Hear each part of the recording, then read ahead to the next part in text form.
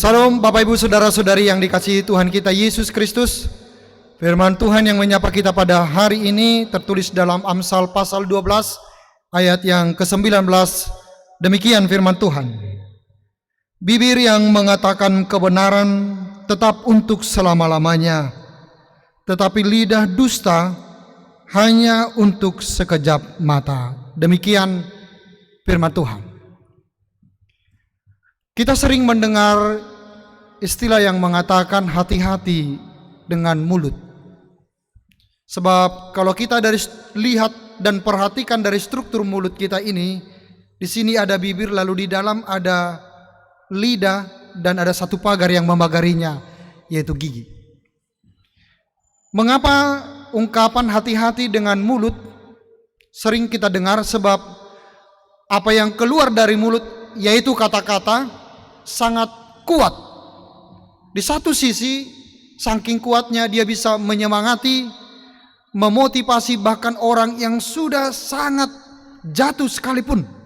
Dengan kata-kata, dia bisa dimotivasi untuk bangkit kembali. Tetapi di sisi lain, kata-kata yang tidak baik yang keluar dari mulut itu bisa membuat orang bahkan hampir mengalami penderitaan yang luar biasa. Karena itu hati-hati dengan mulut. Ada satu ilustrasi yang mengungkapkan bagaimana ketika orang tidak pintar mengeluarkan kata-kata, akhirnya mendatangkan persoalan yang besar.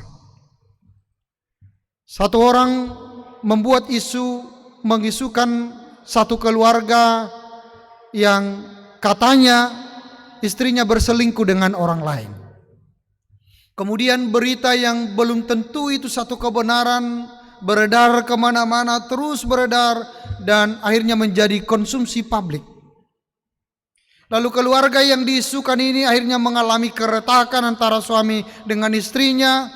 Mereka diambang kehancuran oleh karena berita yang belum tentu satu kebenaran. Akhirnya di dalam persoalan itu muncullah satu tokoh, yaitu seorang rohaniawan atau pendeta, mau mendamaikan antara yang memberitakan isu itu dengan keluarga yang diisukan itu. Lalu mereka dipertemukan dalam satu tempat. Kemudian keluarga yang diisukan ini mengatakan kepada pendetanya, saya mau mengampuni dia sebab yang dia katakan itu tidak benar, tapi dengan satu syarat. Kemudian pendeta mengatakan, apa syaratnya? Biarlah dia membawa sekarung kapas, lalu dibawa dalam perjalanan kira-kira 2 km. Namun sepanjang perjalanan itu dia harus mengeluarkan kapas itu lalu menerbangkannya. Hanya itu. Kemudian si pendeta menyampaikan kepada yang menyampaikan berita hoax itu, lalu dia mengiyakan. Kemudian si pemuda tadi yang menyampaikan berita yang belum tentu satu kebenaran itu mengiyakan supaya dia diampuni.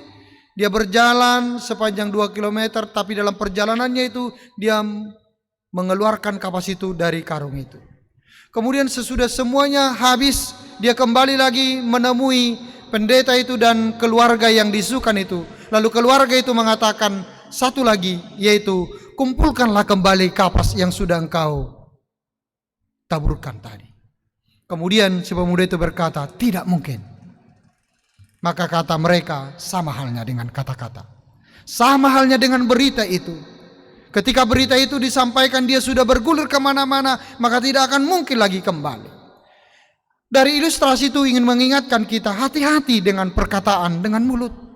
Sebab melalui perkataan kita yang belum tentu satu kebenaran, itu bisa terus bergulir kemana-mana, menciderai, melukai orang, padahal belum tentu suatu yang baik. Maka apa yang dikatakan oleh firman Tuhan hari ini, bibir yang mengatakan kebenaran tetap untuk selama-lamanya, supaya mulut kita gunakan menyampaikan berita-berita baik, berita-berita yang meneguhkan, berita yang memotivasi. Lalu di saat yang sama, lidah dusta hanya untuk sekejap mata. Sekejap mata kita bisa berbicara, tetapi eksesnya bisa sangat luar biasa. Karena itu, biarlah kita di dalam kehidupan kita senantiasa berhati-hati menggunakan mulut kita, sehingga setiap ucapan keluar dari mulut kita betul-betul memberi kedamaian dan meneguhkan orang. Selamat berkarya. Tuhan Yesus menyertai Bapak Ibu Saudara-saudari.